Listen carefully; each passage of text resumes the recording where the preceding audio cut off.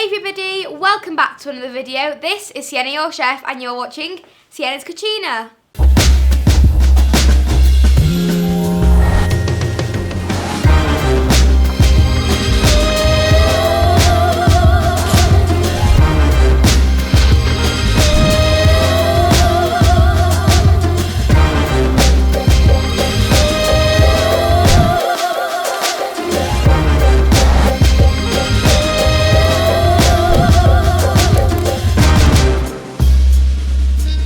What I'm making today is your chef Sienna's trio of bruschetta, and that includes a simple tomato bruschetta, a goat's cheese bruschetta, and a mozzarella and pesto bruschetta.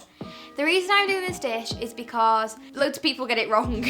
You either don't toast the bread, you don't put the garlic in, but I just wanted to show you how simple it is and how easy it is to follow.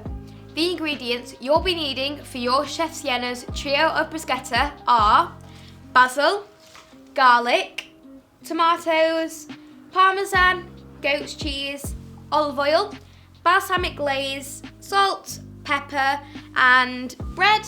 I'm also going to be showing you how to make a simple fresh pesto, and you'll be needing pine nuts, salt, pepper, parmesan, olive oil, and basil. And also, you can get all of this in your local supermarket. I'm sure you'll find quite a lot of it in your cupboards. You can grow the basil in your garden, and it's all super affordable, so you don't have to go out and spend loads. The first thing I'm going to be doing to make your chef Sienna's trio of bruschetta is slicing the bread. So you'll probably want to get an adult to help you with this, and whilst you're getting an adult to help you with this, I've got some bread pre-sliced. So it should be around that thin. You don't want it too thin, but not too thick. And also you can use any bread for this, probably best like sourdough bread or tiger bread, even stale bread if you have it in the house, because when you refry it, it'll get nice and soft. Now it's time to fry the bread, and that is going to be the first step because that probably takes the longest. We're going to start by turning our pan on to about medium heat, and then we're going to get our olive oil. You don't want to put too much in that it soaks the bread, but then you don't want to put too little in that it doesn't fry. What you'll need to make your first bruschetta is your tomatoes. I'm using 2, but you might need 3. 1 clove of garlic, and then some basil. So obviously wash your tomatoes first because they've been either in the supermarket or in your garden and they might have some mud on them. And then peel your garlic, and you want to just tear up your basil. So I'm going to start by chopping my tomatoes.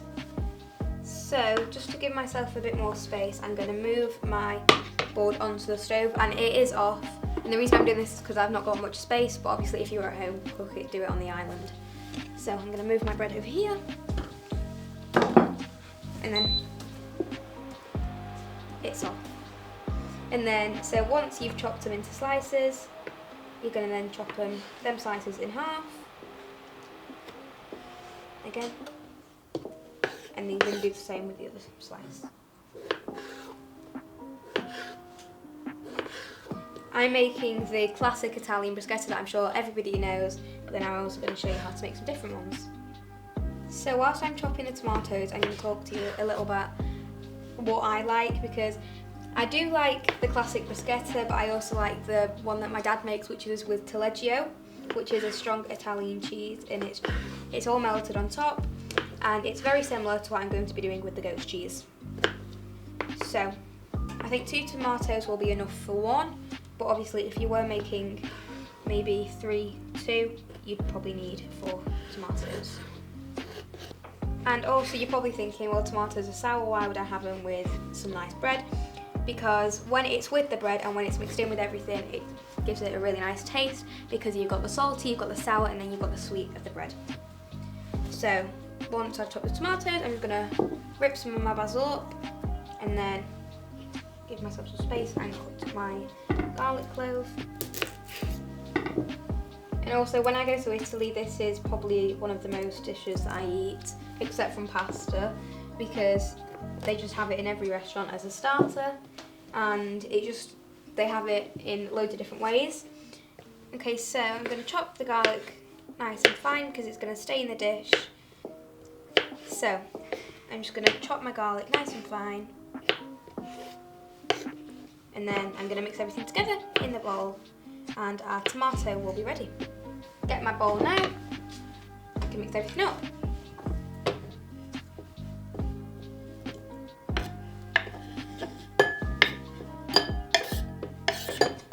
Okay, so now it's all in the bowl. I'm going to add my olive oil, salt. I'm probably using about 2 pinches there, and then some pepper. I'm going to add a little bit more basil to it, and then mix everything up. It smells amazing and it looks really bright and colourful, and it'll go really nice with the bread. Okay, so our tomatoes now ready and our oil is ready now, so I can start to fry the bread. So before I said that we can put the bread in now, but I realised that I'm making 2 more types of bruschetta, so we're not quite ready for the bread. So I'm going to put my tomato to one side, and I'm going to start to make my goat's cheese one. So that's really easy, so I'm not going to show you how to make that because all you do is slice the goat's cheese, get it melted, put it on top of the bread, and then you've got your goat's cheese done. So I'm going to show you how to make the mozzarella and pesto one. So I just got a delivery of mozzarella, smoked mozzarella, which is the best mozzarella because it's got a really smoky taste to it, but then it's really nice. Okay, so I'm going to show you how to make a very fresh, simple pesto. So you'll need pine nuts, you will need basil, olive oil, salt, pepper, salt, garlic, and parmesan. So you'll need about half a handful of pine nuts. I'm going to put that into the bowl. Now we are going to get our basil. So you need quite a lot of basil. It doesn't matter if you get the stems because you'll be liquidizing it. You're going to get your 1 clove of garlic. I'll slice that after. And you'll get your parmesan and you're just going to grate it in there. I love making my own pesto because you know what goes into it, and it's just so much more flavourful than the store-bought ones. But obviously when I can't be bothered to make it or I don't have pine nuts in the house, I do go out and buy the store-bought ones. Okay, so once you finish grating your parmesan, you can then start to liquidize it. Okay, so I'm now going to peel my clove of garlic. So you want to put all your weight on it, or you can use a knife, but that's the boring way. And your hands probably will smell for the next week of garlic because it stinks, but it's worth it. So you just want to chop it in half because, you're going to liquidize it, so you don't need to spend ages chopping it. So I'm going to put that in there, and I'm just going to give it a little mix round, and then I'm going to liquidize it. But first I'm going to put some olive oil in. Okay, so when we're liquidizing it, ask an adult to help you with this because obviously it's got a sharp blade and you don't want to be losing a finger. Okay, so we're gonna...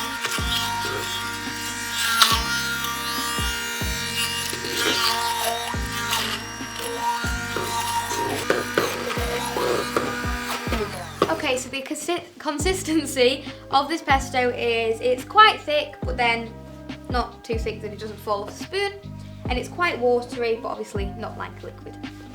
So I'm just going to mix it for a few more minutes and then it's ready. Okay, so now the pesto's ready, the tomato's ready, and the goat's cheese is ready. I can start to fry my bread. I try to eat this in my lunchbox every day at school, so I have like mozzarella, salami, parma, ham, and sometimes if I'm lucky I have pasta, but if not, then I just have cold food. But oh well. But all my friends, they all try to nick a bit, especially Tasha. And I just have to slap them on the hand because it's my food and they never share theirs with me, so why should I? Okay, so now the oil has heated up, I can put my bread in.